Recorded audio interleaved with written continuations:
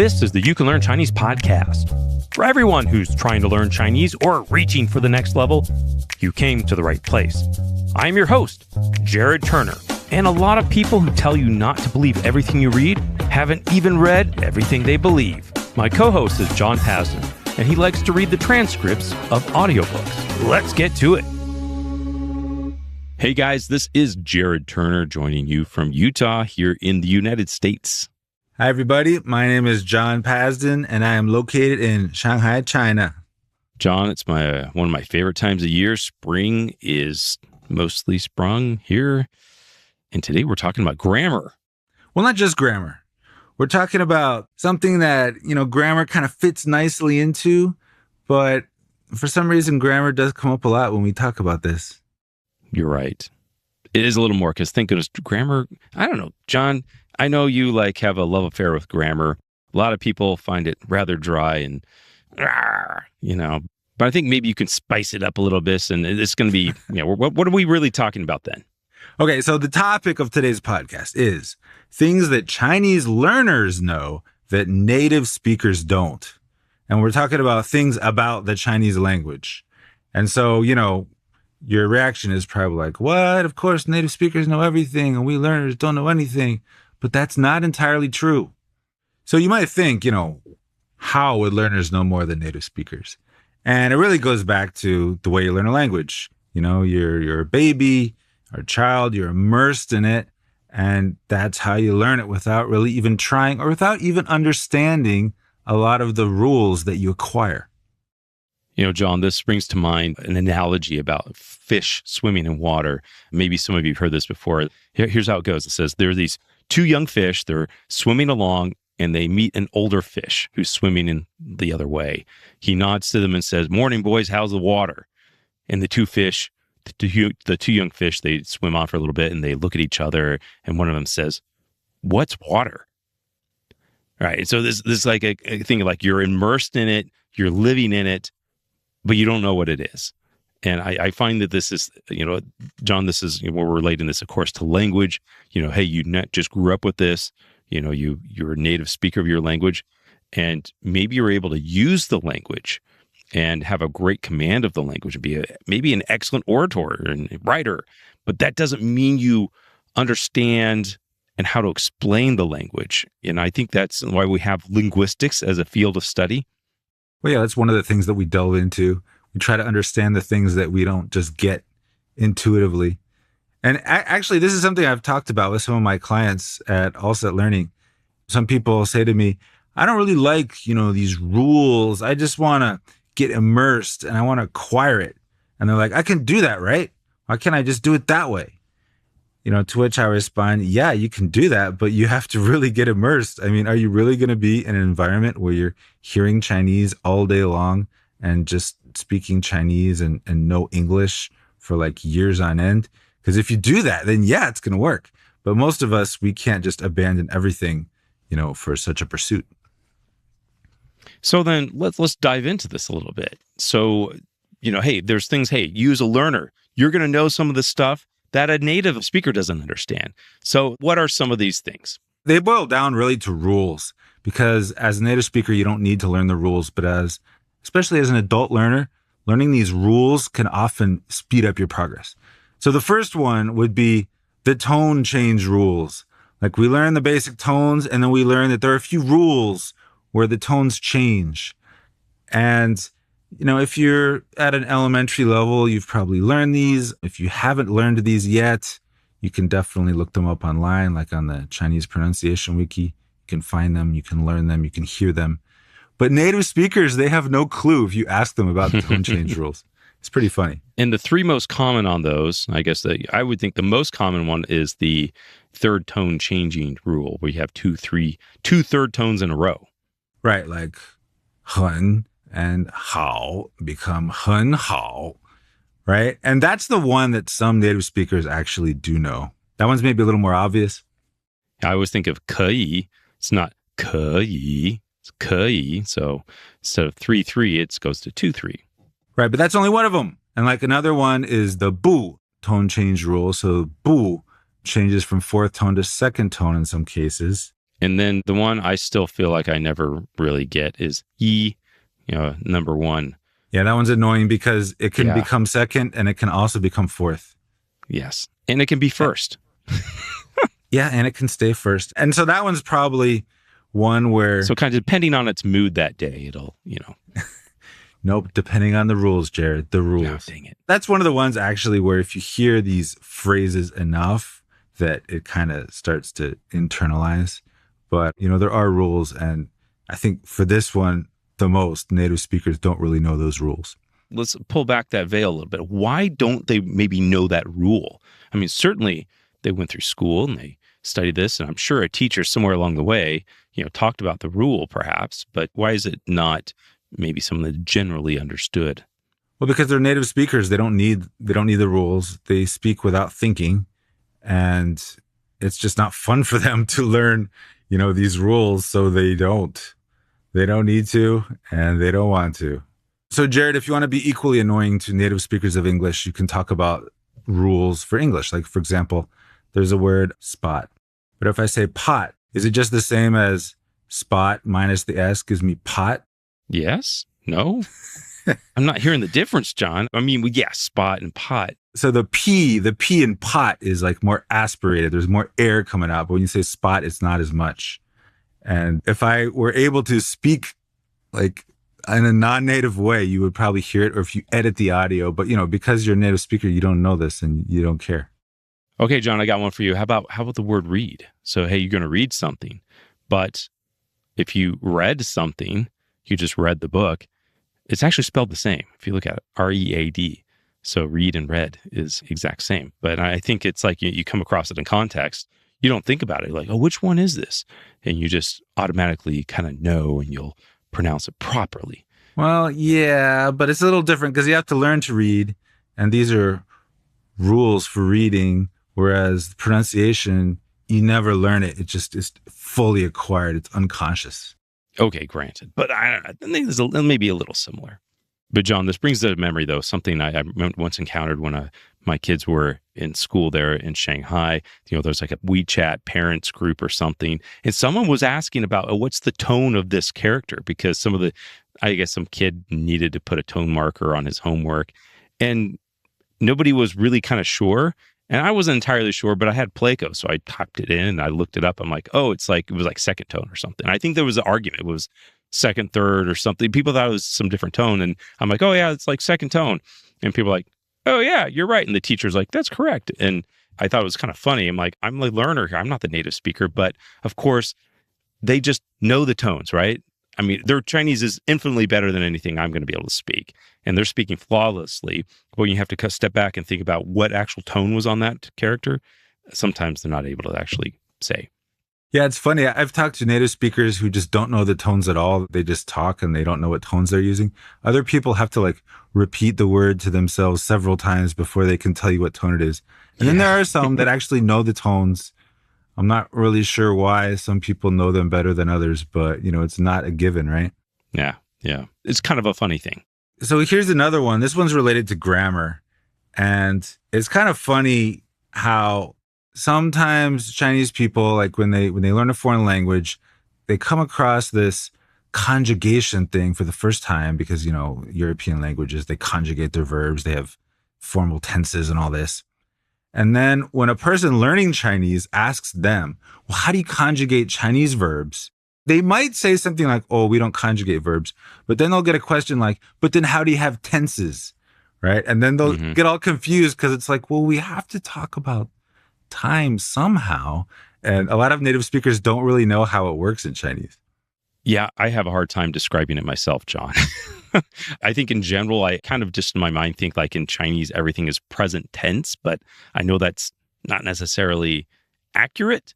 It's ambiguous whether this isn't exactly what you're talking about, but whether it's singular or plural, it's like sometimes ambiguous about that. So I don't know, like, how do we explain this? All right. Well, you know that Chinese verbs don't conjugate, right? Yeah, well, yes. I mean, you can't put an S on a character or something, right? It's right. Not an S, but I mean, I get what you're saying. We don't conjugate those things. The characters themselves are static, right? Right. So here's the thing. There's a difference between having a tense, like a formal tense that you write, and indicating the past or indicating the future or indicating that there's a continuous action going on. So you don't have to indicate these things with tense.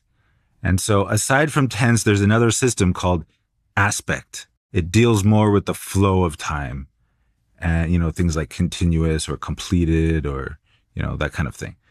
And Chinese does not use tense in a formal way with the verbs. Instead, it uses time words and it uses aspect. And if you really want to get into this deep, you definitely can. You can study this. But, the short answer is Chinese just doesn't have tense, gets around it in other ways. Yeah, so it's a workaround, right? A workaround language, which honestly, I think in Chinese, just the Chinese people in general, I find this very resourceful.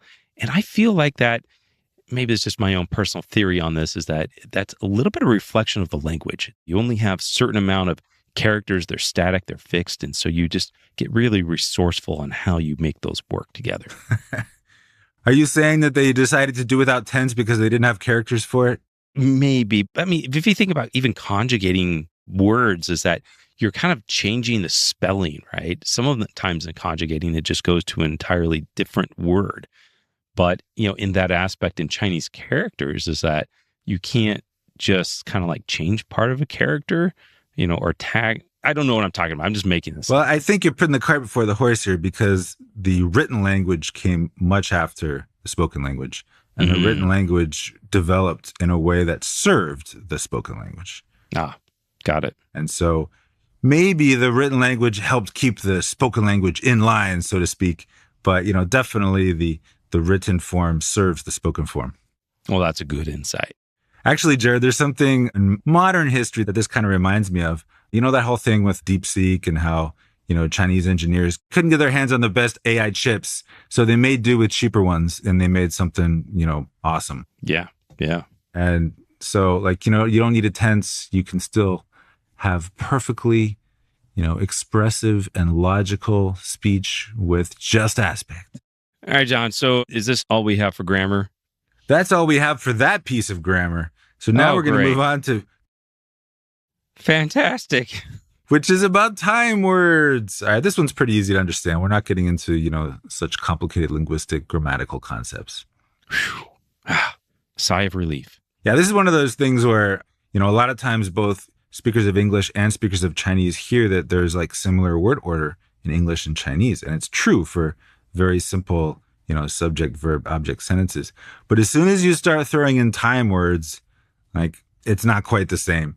And if you ever ask native speakers about the rules for where you place time words, they're probably going to struggle. It's like, I don't know. It just doesn't sound right. Yeah, just put it here. It sounds better. But they're going to have trouble giving you any kind of rule. A very simple example, talking about going somewhere in the past. So as a learner, you might get used to speaking like an English word order. And you want to say, I went yesterday. So you might say, 我去了昨天. What? It sounds like you just time traveled, John. I spoke with wrong word orders, what I did. Oh, okay. So you have to say, I yesterday went. 我昨天去了. Right? So, native speakers will have trouble explaining that, but it's something that you learn fairly early, where to place your time words. Wow. Okay. All right. Well, thanks for clearing that up for everyone who was confused that you are now a time traveler. And now that we know that's not the case, it's just making sure we get our word order right. Okay, so let's move on to another one. And this one is kind of like spelling rules in English. Because if you have something that is pronounced exactly the same, but it's spelled differently in different cases, like two and two, there, and there, your and your in English, people get confused about that. Well, you have something very similar in Chinese with the three does. Duh. Duh, duh, duh, and duh. That was like four, sorry. But yes, those do throw a lot of people off. They kind of make a lot of sense to me, except for the second duh, which is that one duh. So if you're learning Chinese, especially if you're learning formally like in a university course or something like that, the teacher probably spends quite a bit of time talking about, when you use this duh, when you use that duh. Yes, they're pronounced exactly the same, but you have to write the correct one in these different situations. And so I was kind of shocked when I came to China and I discovered, probably my wife taught, or then she wasn't my wife, my future wife taught me first that she did not distinguish between those three does. She just threw in the one that you learn, like what the, like the basic one for nouns. Oh, really? She just used that for everything. And at first I was like, are you just some kind of illiterate, like, person who never learned proper Chinese? But it turns out a lot of people are like that. Now, I think if you're like a writer or something, you don't have to be a Chinese teacher to know which one. If you're like a writer, you're probably more of a stickler for that. But a lot of people do not care. And it's a character. It's pronounced duh. A lot of people are cool with it. I didn't really know that aspect. And I will say, John, that there are some times where I've written something and I'm like, oh, wait, did I use the right duh? And it's hard to describe it on the podcast, but it's the more complex duh with the most strokes in it, right? and that one, sometimes it's a little confusing when to use it properly. But I guess I don't fully analyze other people's speech when, text when it comes across, and I just read the duh as duh, right? Yeah, so there are native speakers that know the difference and they can tell you. But, there are also native speakers who just don't know. I remember when my kids going to school in China in primary school, and my kids were learning the difference between the three does. And they asked my wife, and my wife was just like, go ask your father. She didn't even try. So, there are plenty of native speakers like that. Well, that's hilarious. That's hilarious. So I think now I'm just going to use the most common generic duh, right? It's like playing rock, paper, scissors, and, trusty rock never fails. Yeah, my wife would agree with you. Okay, the final one, and I apologize, Jared, but it's another grammar one. Delightful. And it's about verb object separation, things called separable verbs. I don't even know what this is in English. Do we have this in English? I don't know. No, we don't. So that's why it's confusing. And the way it works is in Chinese, some words, you think it's just a word, but it's actually a verb and an object that come together. All right, you lost me at verbs. So give me an example. So for example, sleep.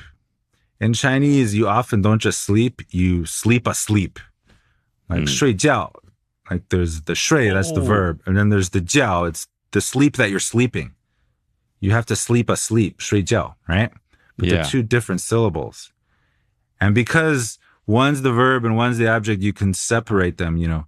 If you sleep all day, you can 睡一天的觉, right? So you're sleeping a whole day of sleep. Yeah, this took me a little while to get. I know some of these. It's like, 放一天假, right? Yeah. So like, take one day. So 放假. Right, but then you find how many days you're taking off for. That one is an example, but it's kind of easy to understand because you can think of it as like, take vacation. You can you can find ones that correspond neatly to like English words. But then there are other ones that are like swim, 游泳. Like, it's like, what are you're swimming a swim? So it doesn't make sense to us. And if you try to get a native speaker to explain this, like, why do you make this into a noun and this into a verb? Like, they cannot explain it because it's just how they talk. What about like 做饭? Like, cooking food or making food. Like 做一次饭. So that's pretty easy to understand because you can just think of it as making food, right? Yeah. But the more they become like one concept in English, but then they're like two words in Chinese, which can separate, the more confusing it gets for non-native speakers. Okay, so once again, I'm still a little on the fritz on this one. So give me a real confusing one. All right, well, there's another really simple one, which is just the word which means to meet. 见面. Yeah. Which, literally you might think means, see, face. Yeah, it's like you meet somebody or you're meeting. And then you learn that 见 also means meet, but then 见面 means meet. And then you have to figure out, like, when do I need mian? And then, like, when do I separate them and put something in the middle? But in English, we would just say meet. It's just one word. It's a verb. Like, why do you need the other thing? Right? So these are the things that confuse us. But to a native speaker, they're confused that we're confused, right? So I don't want to go into too much detail about how separable verbs work because they are an intermediate concept. If you're a beginner, don't stress about it. You can look it up on the Chinese Grammar Wiki. Separable verb. But if you're a beginner, really don't worry about it. It's just an example of one of these things that native speakers also don't really know a whole lot about, they can't explain. But as a learner, if you make it through intermediate into upper intermediate, you too will understand what these are and how they work. And I think this is a great example of just how, hey, there's so much to learn. And, I think about all the people I've interviewed for this podcast, and, everybody's like, hey, they're still learning the language, And John, I mean, you've been really speaking Chinese for roughly 25 years, right? Yeah. Do you feel like you're still learning? Yeah, totally. I mean, the language has a lot of depth. There's plenty you can learn, even if new words weren't still entering into the language. And it's fun and it interests me. So yeah. One thing I wanted to mention is like some of these concepts, if you're not into grammar, you might be thinking, oh, I don't really want to learn that, right? But actually, you don't have to learn it that deeply. I'm someone who thinks of grammar as kind of a puzzle. And so I don't mind like trying to understand it. Like, how is it that these mental models work in their minds, Whereas I think, Jared, you're more along the lines of, I just want to be able to say what I want to say, and I don't need to know any more than is absolutely necessary. Am I right? Yeah. So they both work. But there is actually one more thing that we wanted to mention today, which is there's a good reason to know some of the things that native speakers often can't tell you about. And why is that, John? Well, because a lot of people, they're practicing Chinese with maybe a Chinese friend or maybe an online speaking partner who's not like a professional teacher. So a lot of these things they don't know. And if you give them like, a link to the tone change rules page on the pronunciation wiki or the separable verb page on the Chinese grammar wiki, they can like kind of get it, but they're not just like born knowing that stuff because they're Chinese. I agree. And I think this is why it can be good advice to find a tutor, someone who has experience or has been a little bit trained at the very least in teaching Chinese to non-native speakers, because oftentimes they will understand some of these things and be able to explain them. And I think it's a little bit like, any one of us who are native English speakers, it's like, hey, we can use the language. We can intuitively produce grammatically correct English, but it may be difficult for us to explain some of the nuances of the language that are confusing to people who are learning it. Yeah. So if you're one of those people that is okay with an answer like, well, that's just how we say it, then maybe you're doing okay and just exposure is all you need. But if you're someone who really wants to understand the rules a bit deeper, then just keep this in mind. And also keep in mind that my company, All Set Learning, also has lessons for just this kind of question if you're interested in that. Well, John, maybe you could be my language partner. Maybe I could. You have been listening to the You Can Learn Chinese podcast. My name is Jared Turner, co-founder of the Mandarin Companion Graded Reader Series. My co-host is John Pasden, co-founder of Mandarin Companion, founder of All Set Learning, the Chinese Grammar Wiki, and Sinosplice.com. If you enjoyed this episode, don't forget to subscribe and share it with a friend. Helps us to reach more Chinese learners like you. You can leave us a review on iTunes or connect with us at mandarincompanion.com.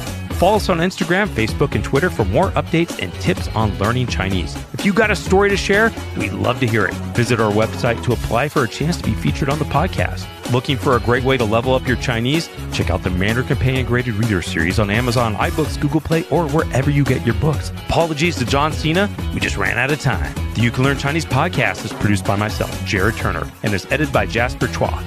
And of course, thanks to my co-host, the man, the myth, the legend, John Pasden. See you next time.